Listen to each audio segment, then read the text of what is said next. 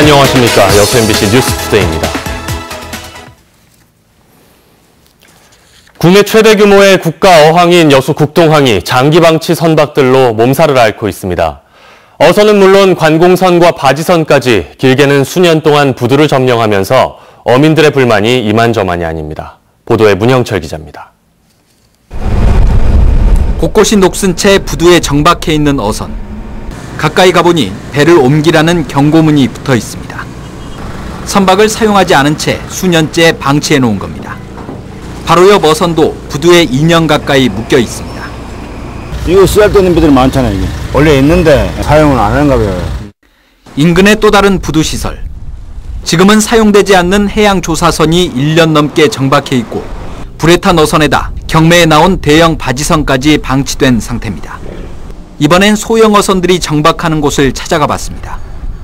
빼곡하게 들어선 이 수십여 척의 배들은 대부분 팔기 위해 내놓은 것들입니다.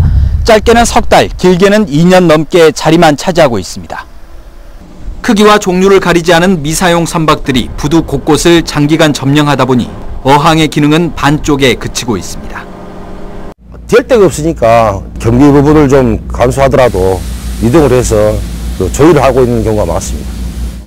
국동항을 관리하는 여수시는 사실상 방법이 없다는 입장입니다. 어선은 무상으로 사용이 가능하고 화물선이나 기타 선박은 점 사용료를 부과 징수함으로써 사용이 가능합니다. 강제할 수 있는 그런 규정은 없습니다. 하지만 해수부의 생각은 다릅니다. 화물선들이 빠져나가게 되면 어민들이 그 순상이 좀 트이거든요. 빨리 어떤 대책을 수립을 해가지고 철수를 시켜라 하고 해도 관리가 안 되고 있더라고요. 중대형 선박들을 수용할 수 있는 신북항이 완공되면 상황이 좀 나아지지만 남은 공사 기간은 무려 2년 반. 어민들은 우선 장기 방치 선박들을 한 곳으로 모아 불편을 조금이라도 줄여달라고 호소하고 있습니다. MBC 뉴스 문형철입니다. 여수 연안에 발령된 적조주의보가 열흘 넘게 이어지고 있습니다. 국립수산과학원에 따르면 폭염이 장기화하면서 지난 25일 여수시 화정면과 남면 일대 해역에 내려졌던 적조주의보가 해제될 기미를 보이지 않고 있습니다. 수가원은 지난 2일 적조 발생 현황을 예찰했는데 여수 인근 해역에서 발생한 코클로디니움이 지난주 1ml당 최대 950개체에서 1680개체까지 늘어났다며 적조 피해를 입지 않도록 주의를 당부했습니다. 연이은 폭염과 가뭄으로 도내 평균 저수율이 경계 단계에 들어간 것으로 조사됐습니다. 한국농어촌공사 저수율 현황에 따르면 현재 전남 지역 평균 저수율은 51.4%로 전국 평균치인 63%에 못 미치면서 경계 단계에 접어들었으며 특히 도내 15곳의 저수율은 50% 밑으로 떨어져 심각 단계에 해당하는 것으로 알려졌습니다. 이에 따라 각 지자체별로 관정 개발과 살수차 운영 등 대책을 마련하고 있지만 당분간 비가 내리지 않을 경우 농업용수 공급에 차질을 빚을 것으로 우려됩니다. 유례없는 폭염 때문에 다들 힘들지만 이 같은 날씨가 반가운 분들도 있습니다. 바로 복숭아 재배 농가들인데요. 고온의 날씨가 생산량 증가로 이어져서 농민들은 오랜만에 기분 좋게 수확 작업에 나서고 있습니다. 김종수 기자가 취재했습니다. 강렬한 뙤약볕 사이로 큼직한 복숭아가 무르익고 있습니다. 폭염에 지칠 여유도 없이 수확철을 맞은 농민들은 바쁘게 움직입니다. 충분한 일조량으로 당도까지 높아져 찾는 손님들도 눈에 띄게 들었습니다. 특히 작년 우박 피해로 생산량이 반토막났던 농민들 입장에서는 이번 폭염이 더욱더 반가울 수밖에 없습니다. 올해 월등 복숭아의 예상 생산량은 1,200톤. 매출액도 평년 수준을 웃돌 전망이어서 농민들은 여느 때보다 기분 좋은 땀방울을 흘리고 있습니다.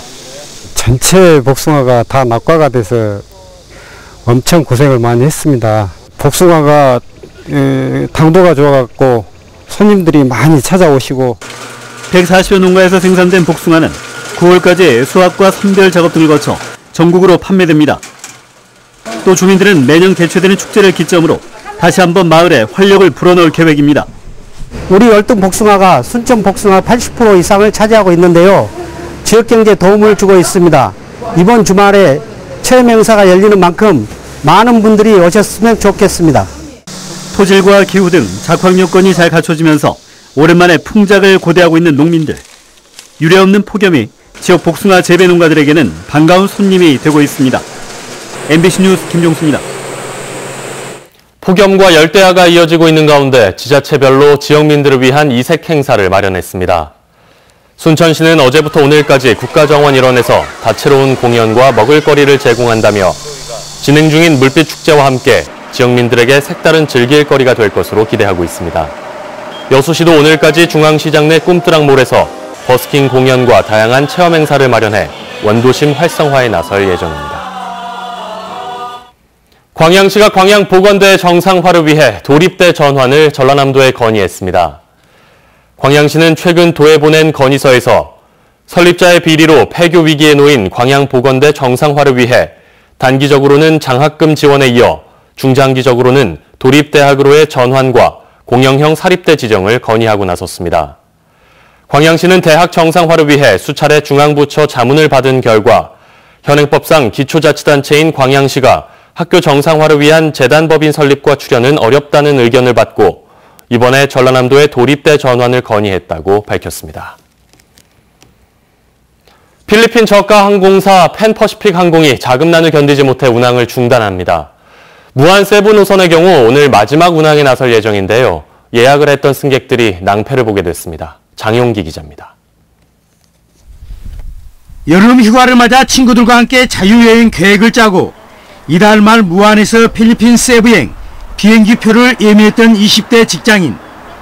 팬퍼시픽 항공이 운항을 멈추면서 인천발 다른 항공편을 구입하느라 큰 불편을 겪었습니다.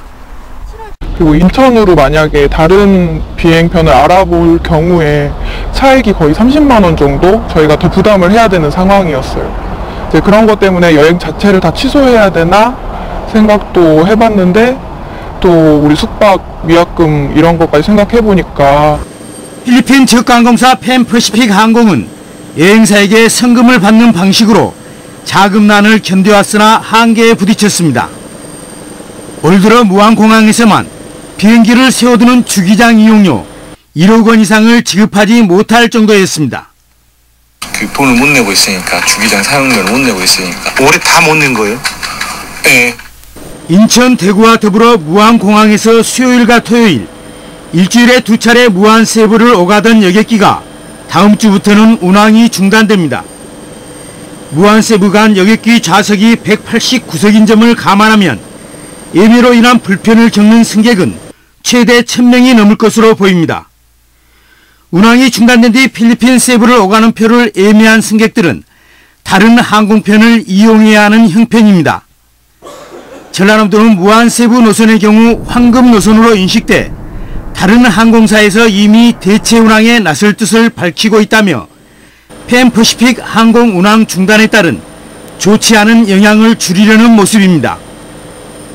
MBC 뉴스 장용기입니다. 천연 잔디로 조성된 학교 운동장을 심심치 않게 찾아볼 수 있습니다. 하지만 학교마다 관리에 어려움을 겪으면서 정작 학생들이 자유롭게 이용하지 못하는 데다 폭염까지 겹치면서 애물단지가 되고 있습니다. 양현승 기자의 보도입니다. 천연잔디로 조성된 목포의 한 고등학교 운동장입니다. 운동장 곳곳에 잔디가 누렇게 말라 죽거나 잡초가 무성하게 자라고 있습니다. 2주 넘게 계속되는 폭염까지 겹치면서 학교는 사실상 관리에 손을 놓고 있는 실정입니다. 우리 예산이 한 1년에 한 1000만 원 정도 되는데요. 그래가지고 위탁을 주고 관리하기는 좀 부족하고요. 학기 중에도 관리에 애를 먹기는 마찬가지. 이렇다 보니 체육 수업도 운동장보다는 체육관에서 주로 이루어지고 있습니다. 우리 학생들은 운동장을 사용하지는 않고요. 대부분 수업은 체육관에서 하고 있습니다. 특별한 때만. 전남 지역 학교 운동장 가운데 이처럼 천연잔디로 조성된 곳은 전체의 16.4%인 136곳. 조성 비용도 만만치 않습니다. 올해 장흥의 한 중학교 천연잔디 운동장 조성 비용만 5억여 원. 자치단체도 조성 비용의 일부를 보조합니다. 또한 관리 비용도 매년 학교마다 1000만 원씩 모두 13억 원 이상이 책정되고 있지만 교육당국의 대책은 아니한 실정입니다. 천연잔디를 운영을 하는 학교들도 이제 인조잔디로 좀 전환을 시켜주라 하는 그런 요구가 있는 실정입니다. 관리와 조성 비용에 막대한 예산이 투입되는 학교 천연잔디 운동장. 효율적인 관리 방안 마련이 시급한 실정입니다. MBC 뉴스 양현승입니다. 전남 지역의 우럭 출하량이 크게 감소한 것으로 나타났습니다. 한국해양수산개발원에 따르면 지난 6월 전국의 우럭 출하량은 2,063톤으로 전월 대비 감소했고 특히 전남 지역의 감소폭이 21.3%를 기록해 가장 큰 것으로 집계됐습니다. 수산개발원은 여름철 수온 상승기에 접어들면서 양성에 집중하는 어가들이 늘어남에 따라 7월 출하량이 전월보다 줄어든 1,800톤을 기록할 것으로 분석했습니다. 광양시가 LF스퀘어 광양점 사업과 관련한 행정소송에서 최종 승소했습니다. 광양시는 어제 대법원이 지역 상인과 토지 소유자 등 15명이 광양시장과 토지수용위원회를 상대로 낸 소용 재결 취소 등의 소송에서 원고 패소 판결한 원심을 확정했다고 밝혔습니다. 지난 2015년 3월 지역 상인과 일부 토지 소유자들은 LF아울렛 건립사업과 관련해 광양시를 상대로 소송을 제기했고 1심은 원고 일부 승소 판결했지만 2심은 1심을 깨고 원고 패소 판결했습니다. 정의당이 전라남도가 추진하고 있는 스마트팜 혁신밸리 사업 중단을 촉구했습니다. 정의당 전남도당은 성명서에서 대규모 예산이 투입되는 이번 사업이 추진되면 농민들이 아닌 대기업 시설 사업자들에게만 이득이 될 뿐이라며 유통구조 개선과 함께 영세농들의 소득 안정이 우선돼야 한다고 강조했습니다. 한편 전라남도는 도내 38헥타르의 부지를 확보해 사업 유치에 나섰지만 정부 공모에서 탈락해 이의 신청을 검토하고 있습니다. 올해 전라남도 지방공무원 신규 채용에서 전체 합격자 가운데 여성의 비율이 55.6%로 역대 최고치를 기록했습니다. 전라남도가 최근 발표한 제2회 지방공무원 임용시험 최종 합격자를 보면 1,271명 모집에 12,839명이 접수해 평균 10.1대 1의 경쟁률을 보였으며 행정 495명과 지방세 24명, 사회복지 107명 등 18개 직렬에서 1,146명이 최종 합격했고 이 가운데 여성 합격자가 4년 연속 전체 합격자의 절반을 넘었습니다. 최종 합격자 가운데는 사회적 약자의 취업기회 확대를 위해 별도로 모집한 장애인 16명과 저소득층 40명도 포함됐습니다.